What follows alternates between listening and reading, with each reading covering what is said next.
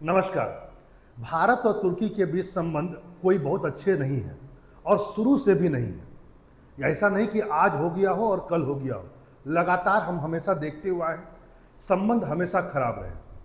और इसी का एक रूप आपको आज सुनने को मिलेगा, जहां पर यूएन में ये जो टर्की के ऑल इन ऑल हैं भाई बेताज बादशाह एर्दोगान साहब, वह बोलते बोलते कश्मीर पर भी बहुत कुछ बोल गए। जी हाँ, इन्होंने कह दिया अपने बातों में कि कश्मीर जो समस्या है उसका हल यूएन के द्वारा होना चाहिए, यानी संयुक्त राष्ट्र संघ के द्वारा होना चाहिए। ऐसी बात इन्होंने कह दी समाधान के रूप में।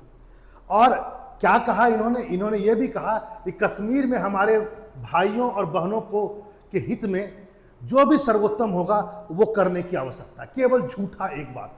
कुल मिलाकर इन्होंने वही बात कही जो पाकिस्तान ने हमेशा से कहता हुआ आया है, और पाकिस्तान के सपोर्ट में आज टर्की भी फिर खड़ा हो गया।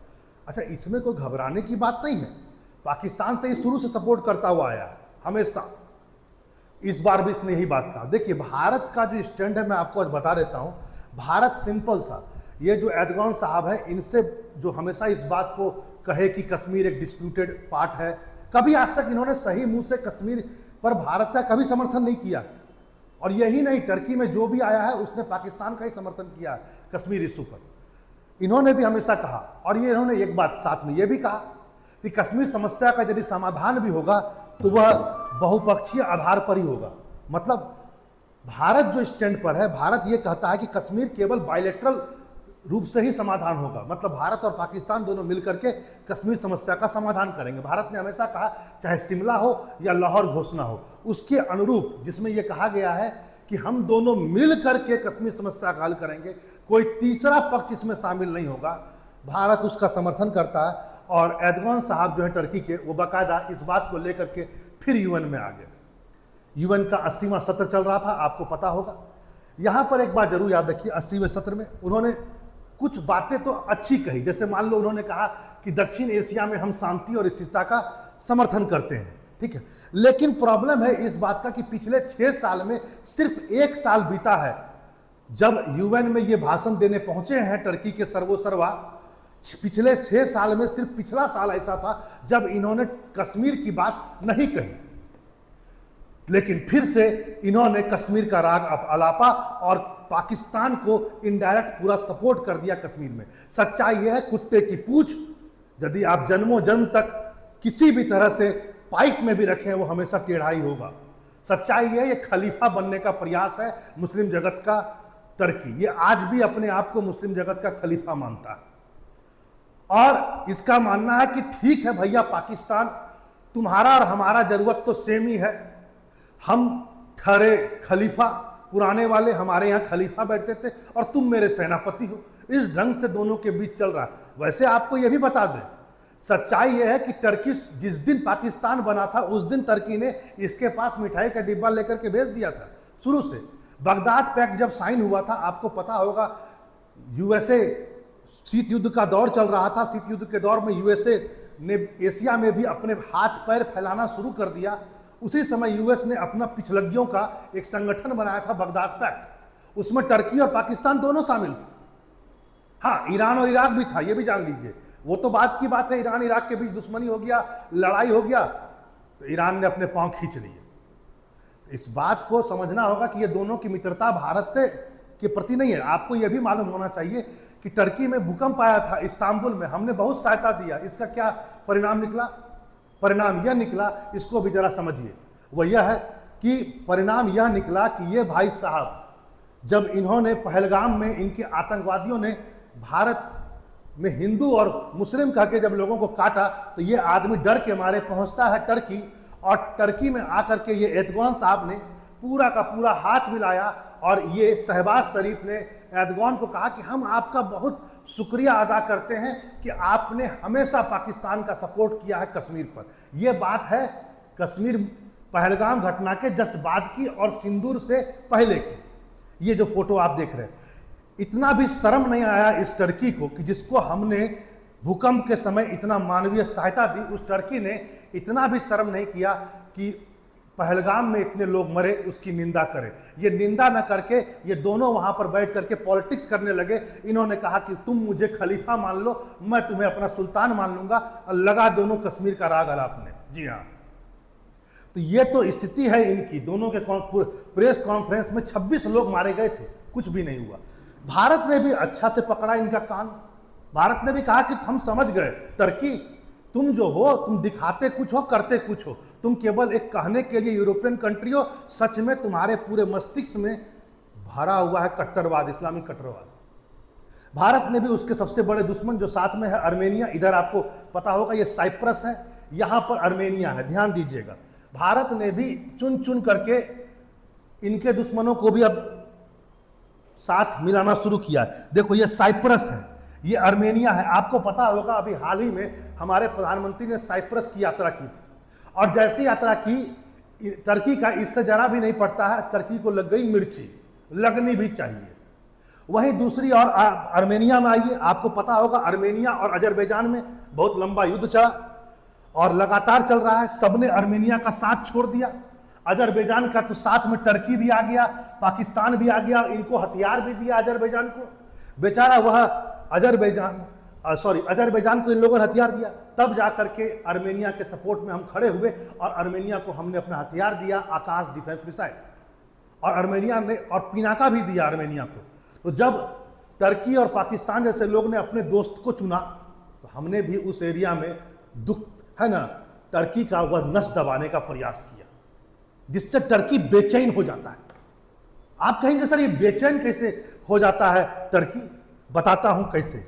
वैसे इस बात को भी जान लीजिए, आज हम लोगों ने सीधा सोच लिया है कि टर्की से संबंध को यदि सही रखना है तो पहले इसके दुश्मनों को भी गिन के रखो और साथ मिलाओ, चाहे वह ईरान हो, ग्रीस हो, साइप्रस हो। क्योंकि आपको पता होना चाहिए ग्रीस साइप्रस का एक साथ यात्रा किया था नरेंद्र मोदी ने अभी हाल में।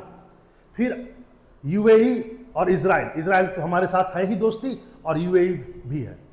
तो ये सबका टर्की से पड़ता नहीं है, और हमने इनका भी एक ग्रुप बना रखा है, क्योंकि ये भी अलग ग्रुप बना रहे हैं, खासकर पाकिस्तान, चाइना और टर्की। ये जो ग्रुप बन रहा है धीरे धीरे, ये थोड़ा सा प्रभावी हो रहा है।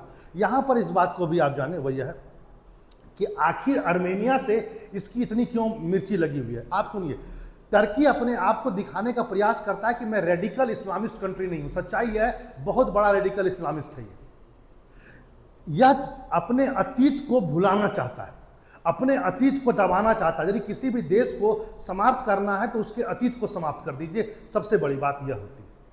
टर्की चाहता है कि उसको कोई याद न रखे कि उसने कभी कोई नरसंहार किया हो। आपको पता होना चाहिए, देखिए टर्की मॉडल किसको बोला जाता है, और जो पाकिस्तान को बहुत सूट करता है ये मॉडल। और कैसे ये दोनों दोस्त हैं जरा समझिए। टर्की ने 1915 से लेकर 1930 के बीच में, 1915 से लेकर 1923 के बीच में लगभग 15 लाख अपने यहाँ अर्मेनियाई जो अल्पसंख्यक रहते थे इस बगल पूर्वी साइड, उनका कत्लेआम किया था। सर यही मॉडल जम्मू एंड कश्मीर में पाकिस्तान के द्वारा किया गया। वहां के कश्मीरी पंडितों को बाहर निकाला गया और मारा गया। अब आप समझ सकते हैं, ये जो है ना, इसको कहा जाता है अर्मेनियन नरसंहार, जिसका 108वां आपको पता होना चाहिए। इसको 108वां अभी एनिवर्सरी मनाया था हाल में अर्मेनिया ने। तो अब आप समझ सकते हैं इस बात को। और इसको टर्की चाहता है कि इसको दुनिया भूल जाए, अर्मेनिया भूल जाए, सब भूल जाए, अर्मेनिया की बात कोई ना सुने। जबकि अर्मेनिया हमेशा कहता हुआ आया कि Turkey is a culprit nation, Turkey एक बहुत ही गैर जिम्मेदार स्टेट है, इसको ना नाटो में होना चाहिए। और जो यूरोपियन यूनियन में अपनी इसने अर्जी लगा रखी है, जो सो कॉल्ड सभ्य लोगों का देश है, कैसे इसको आप वहां पर बुलाना चाहते हैं? तो आप सोच सकते हैं इस बात को कि टर्की का रवैया अपने पड़ोसियों के प्रति कितना खतरनाक रहा। और अब जिस ढंग से वो पाकिस्तान का सपोर्ट करता हुआ शुरू से आ रहा है, तो ये कोई नई बात नहीं है, ये दोनों करना ही था, आपको पता ही है। आपको यह भी पता होगा ऑपरेशन सिंदूर में भी साफ दिखा इन दोनों का जय वीरू का दोस्ती। जय वीरू में कहा कि मैं अपने किरदारों को छोटा नहीं करूंगा। ये जो दोनों हैं खलीफा और सुल्तान की जो दोस्ती आपको दिखी, ये ऑपरेशन सिंदूर से पहले भी आपको दिखा। जब टर्की को यह पता था कि भारत कभी भी अटैक कर सकता है, इसने अपने मालवाहक जहाज को वहां पर भेजा पाकिस्तान में। कराची पोर्ट पर वो कई दिन तक खड़ा रहा, और टर्की के सरकारी सूत्रों ने इस बात को बाकायदा बताया, वहां से कुछ लोगों ने खबर बताया कि हमने पाकिस्तान को हथियार भी दिया। हाँ, टर्की ने इस बात को डिनाई किया। टर्की की सरकार से जब ऑफिशियल पूछा गया तो उसने डिनाई कर दिया, लेकिन वहां के सरकारी सूत्रों से पता लगाया गया तो बोला हाँ हमने भेजा था। तो टर्की तो वो सांप है जिस पर आप भरोसा नहीं कर सकते हैं, और कभी भी आज तक टर्की ने कश्मीर मुद्दे पर भारत का समर्थन नहीं किया। सच्चाई है कि जरूरत इस बात की कि हमें और टर्की के जितने भी दुश्मन देश हैं उसको भी साथ में लेने की आवश्यकता है, क्योंकि जिस जैसे को तैसा आप जब तक नहीं कीजिएगा टर्की इसी ढंग से खलीफा बनता रहेगा। इस चीज को भी जरा समझिए। कुछ लोग बहुत पोर्ट्रे करने का प्रयास करते हैं टर्की को एक लिबरल टाइप का, जैसे कहा गया कि Turkey Asia new initiative, basically Asia's new initiative ऐसे करके टर्की लेकर के आया, जिसमें उसने अब व्यापार को प्राथमिकता दे दी है, इन सब चीजों को प्राथमिकता नहीं दे रहा है। नरसंहार, कश्मीर मुद्दा, ये सब वो सब नहीं। भाई एकदम गलत है, टर्की शुरू से इसी पर रहा, इसको समझना हो। अच्छा, एक बात ये भी है, जरा समझिए, आखिर पाकिस्तान का सपोर्ट करना क्या टर्की की मजबूरी है?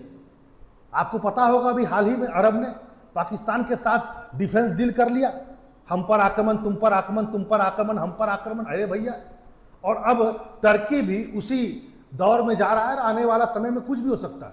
वैसे टर्की अभी नाटो का मेंबर है, वो अब उस संगठन में जाना उसके लिए अभी मुमकिन नहीं है। लेकिन प्रश्न उठता है कि आखिर टर्की इतना जल्दी जल्दी क्यों परिवर्तित होता है? और तुरंत ऑपरेशन सिंदूर के बाद यदि कोई बयान देना था अर्दगान को, तो बयान ये देना चाहिए था कि जो पहलगाम में अटैक हुआ और मारा गया उसके खिलाफ बोलना चाहिए था। उसने क्या बोला वहां पर? कश्मीर, यानी पाकिस्तान का सपोर्ट ले लिया आपने और कहा कि यूएन में इस मामले को हल किया जाए। क्या बात सर, सुनिए इस बात को, इसमें बहुत सारा एंगल है। एक तो पाकिस्तान एक एटॉमिक नेशन है, सबको, सब देश को, चाहे वो अरब हो चाहे टर्की हो, उसको पता है कि हम पाकिस्तान को बहुत ज़्यादा नज़रअंदाज नहीं कर सकते हैं, क्योंकि पूरे इस्लामिक जगत में एकमात्र ठेकेदार पाकिस्तान है जिसके पास में एटम बम भी है और साथ ही साथ आतंकवाद भी है, और दोनों इनको सूट करता है पूरे के पूरे इस्लामिक जगत को। ठीक, इस बात को पहले समझिए। दूसरा पॉइंट जरा इसको भी आप समझिए, वो यह है, भारत से संबंध धीरे धीरे खराब हो रहे हैं। किसके? अमेरिका के। इस बात को आपको समझना होगा। आज भारत से संबंध धीरे धीरे अमेरिका के खराब हो रहे हैं, और उधर रसिया का संबंध टर्की से खराब हो रहा है। इसी का परिणाम क्या है कि टर्की नाटो का मेंबर तो था, लेकिन अमेरिका से पर उसका प्रभाव धीरे धीरे कम हुआ। उसने अमेरिका से विरोध करते हुए S-400 रसिया से ले लिया। अभी जाकर के रसिया और टर्की के बीच जब विवाद फिर से उत्पन्न हुआ और उसने S-400 देने से अभी मना कर दिया या रोक दिया है, तो अब टर्की फिर से दोबारा अमेरिका की ओर बढ़ रहा है। वाजिब बात है, पाकिस्तान अमेरिका की ओर बढ़ गया, अमेरिका पाकिस्तान की ओर बढ़ा। जैसे ही इन दोनों के बीच दोस्ती हुई, अब टर्की भी आ गया है अमेरिका के साथ में। अब तीनों फिर से मिलेगा। आपको पता है, पुराने बिछड़े यार है, दर्द तो एक ही है, सारे के सारे दिल जले हैं। बगदाद पैक्ट में सब साथी थे, ये कोई बड़ी बात थोड़ा है कि दोनों फिर से साथ में नहीं आ जाए। ये तीनों साथ में नहीं आए, तीनों साथ में आएगा, क्योंकि देखो, अमेरिका को एक देश चाहिए जो उसके कहने पर चले, वो है पाकिस्तान। और चाइना भी चाहता है कि पाकिस्तान उसके पास है। पाकिस्तान का इंपॉर्टेंस पूरे विश्व में कम से कम 2 सुपर पावर के बीच बड़ा है, और ये पाकिस्तान समझ चुका है। एटॉमिक हथियार के कारण अमेरिका और चाइना नहीं है, भारत के कारण है, और रसिया के कारण अमेरिका सोचता है ऐसा। दूसरा पॉइंट, जैसे ही टर्की और रसिया के बीच अभी संबंध खराब हुआ, तुरंत अमेरिका का प्रयास है कैच कर लो पोजीशन को। क्या आपको पता होगा, रसिया, अमेरिका ने F-35 विमान को संयुक्त रूप से बनाने के लिए मना कर दिया था टर्की को, क्योंकि तुम S-400 ले रहे थे। अब हो सकता है दोबारा टर्की S-400 तो भी जो भी है सो चलेगा, लेकिन हो सकता है अमेरिका और टर्की फिर से दोबारा F-35 पर डील पर आए। यानी इससे आप क्या समझ में आ रहा है? इससे साफ समझ में आ रहा है कि जैसे जैसे भारत का अमेरिका से संबंध खराब होगा, अमेरिका के दोस्तों से भी संबंध खराब होगा। पहला पॉइंट, टर्की और अमेरिका दोस्त हैं, इस बात को मानिए। दूसरा पॉइंट, अमेरिका और भारत के बीच जैसे जैसे संबंध खराब होगा, वैसे अमेरिका और एक प्रयास करेगा, भारत के जितने भी दुश्मन हैं उनको एक करके फिर से उनको अपना दोस्त बनाए। क्योंकि जब भारत और अमेरिका के बीच संबंध अच्छे थे तो अमेरिका ने इस कॉन्सेप्ट को त्याग दिया था। अब धीरे धीरे अमेरिका इस कॉन्सेप्ट को करेगा। तो ये कोई बड़ी बात नहीं कि अमेरिका ने भी सह दिया होगा कि चलो तुम भी कुछ हल्का सा बोल दो पाकिस्तान के सपोर्ट में, है ना, थोड़ा मिर्ची और लग जाए इंडिया को। वैसे इस बात को जान लीजिए, भारत बहुत बड़ी कंट्री है। इतनी बड़ी कंट्री का जो विदेश नीति होता है ना, वो कुछ XYZ चाहे कोई भी कंट्री हो, वो उसको रन नहीं कर सकता है। इतना बड़ा कंट्री का विदेश नीति हमेशा इंडिपेंडेंट रहता है और वो इंडिपेंडेंटली बात करता है। और यदि टर्की ने ऐसा कुछ कहा भी है तो भारत ने इसके खिलाफ प्रतिक्रिया दे दी और जबरदस्त प्रतिक्रिया यूएन में ही टर्की को मिल चुकी है। भारत की ओर से भारत ने बाकायदा कहा कि टर्की अपने बॉर्डर को क्रॉस ना करे, अपने लाइन को क्रॉस ना करे, क्योंकि हम दोनों के बीच पहले से डील हो चुका है कि यह द्विपक्षीय ही समाधान होगा। चलिए फिर मिलते हैं ऐसे ही नई टॉपिक के साथ। इंफॉर्मेटिव सेशन अच्छा लगा हो तो लाइक और सब्सक्राइब जरूर कीजिएगा। नमस्कार।